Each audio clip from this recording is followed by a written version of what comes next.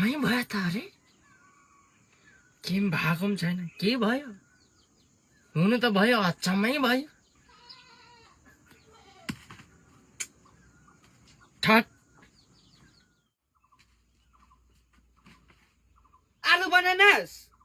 अघि बना भनेको थियो तँलाई के हेरिरहेको कहिले पो भनेको थियो दादा अन अघि 1 घन्टा अगाडि नै भनिरहेको त तँलाई आलु बनाएर राख्ला भाइ भनेर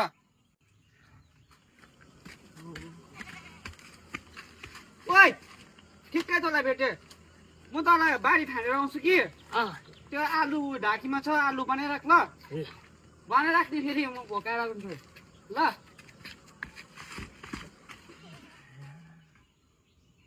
ए दाजु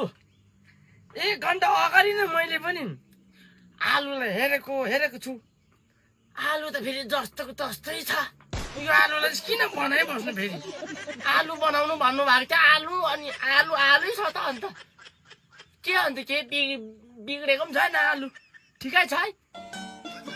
ठिकै छ त अन्त यो लाटोलाई चाहिँ के गरौँ बनाएको भनेको त तँलाई बना अनि आलु चाहिँ बनिएको त छ त अन्त ए लाटा पकाइराख भनेको मैले पका भनेको तँलाई अनि अघि राम्रै मुखले पका भन्नु पर्दैन भाइ गएर म काम गर्दैछु आलु बना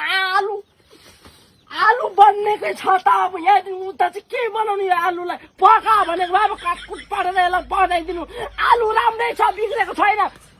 खाऊ आलु यो खाऊ यो आलु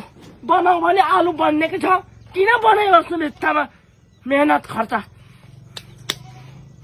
खाऊ आलु